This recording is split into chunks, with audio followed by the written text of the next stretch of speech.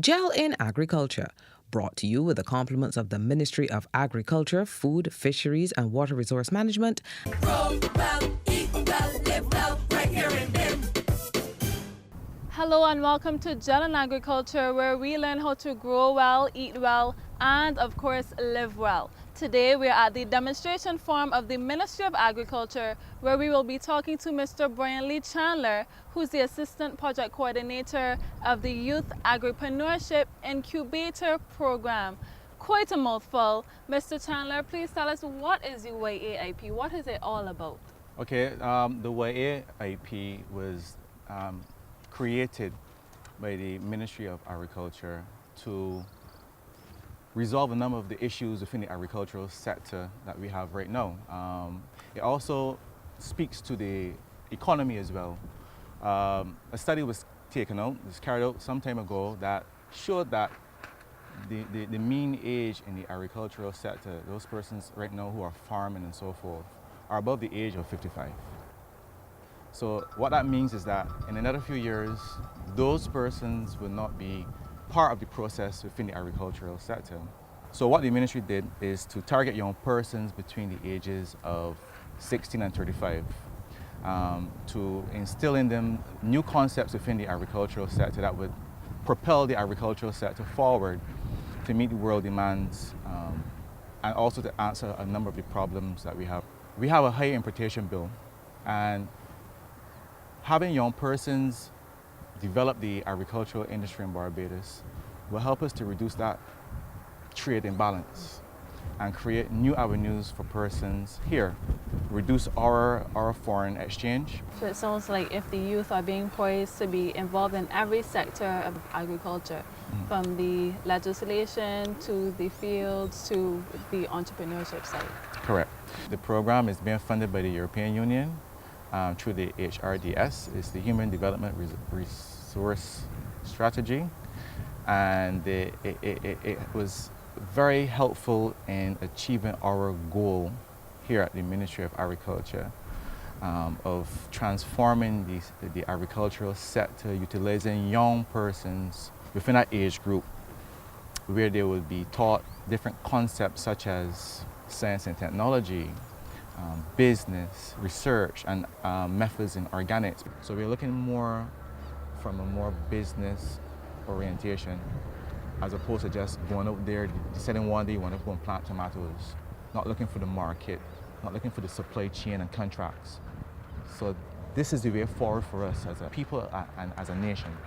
This is what we're teaching in the YAIP. We want persons that may have maybe a degree in accounting, a large interest in agriculture. So it's very broad-based. It's not selective of particular groups in society. And it also helps to demystify and to reframe that perception that agriculture is only for poor people or underachievers. It's not that way. It's also viewed as a remnant of slavery.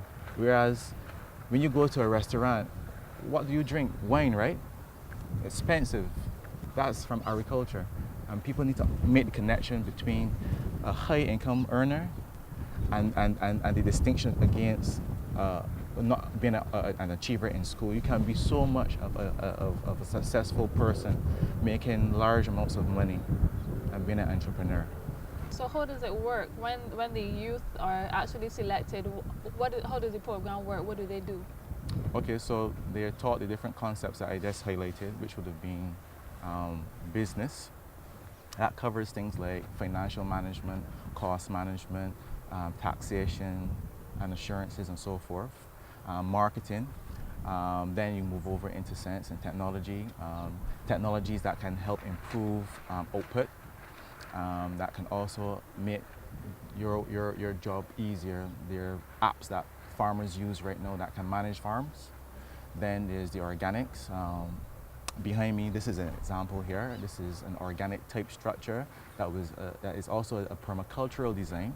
It's called a keyhole garden, and it has a number of components in it. Primarily, you would get herbs in such a structure. And then to use natural pesticides that will help guard such a structure from natural pests.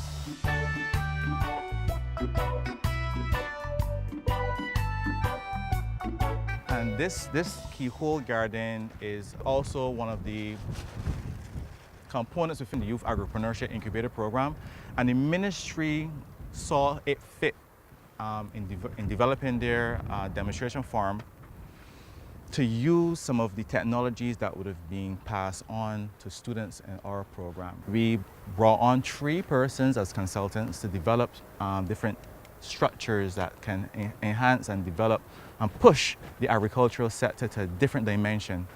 And right here, just another example, like you see there are no shrubs, little to no shrubs. It's less labor intensive. Imagine that, you know? What the technology really is to sprinkle carbon on the floor so that it will suppress the weeds. And beneath that, there's a layer of black material that's synthetic to also suppress the weeds. So it also adds an aesthetic feature to the actual keyhole garden. And this is something simple to develop. It can take approximately 1 month at this scale, at this size, to actually develop. So it's something that the ministry saw as important to help demonstrate to farmers how you can produce without using harmful chemicals that also seep into the water table and also are harmful to us as human beings. How long does the program last? Approximately 5 months. It also includes going on tours and so forth to different establishments that would have been well established in the agricultural sector, to make the connections for the young persons, seeing that it's just not dirty. And even if it's dirty, it's profitable. What are the successes of the program up until this point? Well, there are many. In more ways than one, we have persons that have developed their own businesses. They're doing research on different business opportunities. One guy, he's looking at developing an aquaculture system, and he believes that this can help the fisheries in Barbados. The problem, we have a short supply of flying fish annually, and the prices are quite high when there's a short supply. So he believes that he can look at tilapia. I know there are persons in Barbados doing it already and across the Caribbean, but he just wants to add to the market. The program, where is it going? It has gone already or is in process. We have made partners, we've sought out partnerships regionally with other persons within the agricultural sector and business world. And we've traveled to St. Kitts and Grenada with some of our agripreneurs, where they have sat down with policymakers and they were part of the policy programming, where it would not only benefit them as agripreneurs or persons within agribusiness, but everyone, especially young people. So making connections with them at that level and letting them talk to other entrepreneurs, persons within the farming community, as well as policymakers, it really was something that we didn't really anticipate, but bring it back home to Barbados, it can now reform and reframe how we look at agriculture and the agricultural sector. And I believe if at this rate, within the next 10 years, we will have an output of persons within the agricultural sector that can reframe Barbados to accommodate the many problems that we would have been experiencing, such as climate change and so forth. Would you encourage any young person to join or consider joining the YAIB? Well, it's simple. Food is important. Livelihood, a sustainable livelihood is important. Right now, lots of persons are going to university. They're spending approximately 3 or 4 years studying and spending money that they can't get back if they can't get a job. And know that everyone has to eat. It provides an alternative means of employment that is sustainable, and it also opens doors for trade, not only internally but regionally, right? So you can network, and it opens so many doors. So young persons get into it at a particular age, which is younger. The younger, the better. You can grow as an individual and become more successful going forward. Mr. Chandler, thank you very much for meeting with us and teaching us a bit about the YAIP. Thank you very much for having me. And when we come back, we'll be meeting one of the graduates of this program here on Gel in Agriculture. Grow well, eat well, live well, right here in BIM. Grab the phone, get the hoe, link up the family and come let it go. Grow well, eat well, live well, right here in BIM. Yes! Grow well, eat well, live well, right here in BIM. No, we don't have to buy all imported stock, cause high nutrition in the food that we got. Plant something, start your own crop, grow something local to put in your pot. It's true, more healthy with the fresh produce, with high nutritional value. It costs less to grow and eat your own food, so gather the crew. Come! Grow well, eat well, live well, right here in BIM. Yes! Grow well, eat well, live well, right here in BIM. Grow well, eat well, live well, right here in BIM. Before the break, we were finding out more about the Youth Agri-preneurship Incubator program, and now we will see what I guess we can call the fruits of that labor, like this brand Ayaz is a line of hair care products. And we're here with the owner, Fayola Agasha. I want to find out more about this product later, but first tell us about your involvement in the program itself. Okay, well, I was part of the first cohort of the Youth Agri-preneurship program and the valedictorian of that program. Now, my entering or getting into the program was pretty strange because I saw it on an ad and went in and just sent in the application. And after completing the program, it changed my whole view of agriculture and the things that you could do with agriculture and the avenues that are available for you in agriculture. And hence the reason you would see now the fruits of my labor because of the program, this line of hair care products made with natural and organic agri-ingredients. And I must tell you that I sampled probably most of the products before the break, and I love them already. Tell us what we have here. What did you make? Okay, so we have 3 products that are available for market right now. This is the detangler, which is made with the key agri-ingredient would be okra and stinging nettle, dried stinging nettle leaves that you would think would be a weed. Feature in this product along with other organic oils and essential oils. And the second one would be the Amai butter, which is made with, again, natural infused oil with herbs that we find here in the West Indies, cocoa butter that we produce in the West Indies. And the final product is the Amala moisturizing cream. Now, I like this because it has an aloe, nettle, neem. All these ingredients are agri-ingredients that we take for granted that we could find in our own backyard in the Caribbean region. And right now I'm currently working on the moisturizing mist. And in there hibiscus, rose, and you have other essential oils in here to make it moisturizing, to hydrate the hair. Did you already know what you wanted to produce before you started the program? No, when I went into the program, it was just open mind. I'm going in to learn everything and see what is available. But having been on the program, agro-processing, I just fell in love with the agro-processing side of things.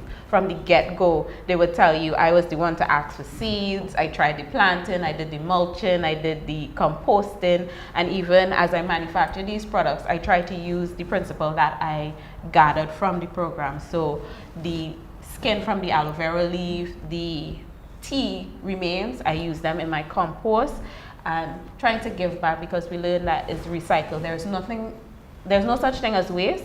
It's just things in the wrong place. I remember that line.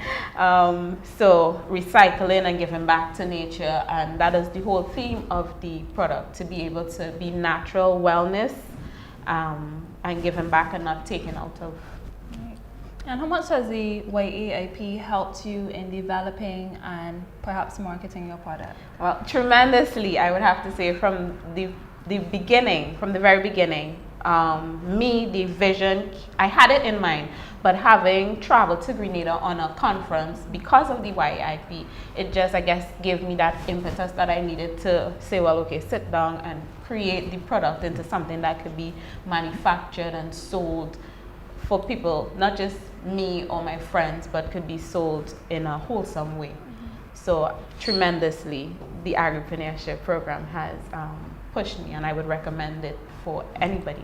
Speaking earlier to Mr. Chandler, and he was telling us that a lot of young people do not immediately think about agriculture as, you know, possible business venture and so on. What do you think are some of the obstacles that might be holding back some of these young people from getting involved?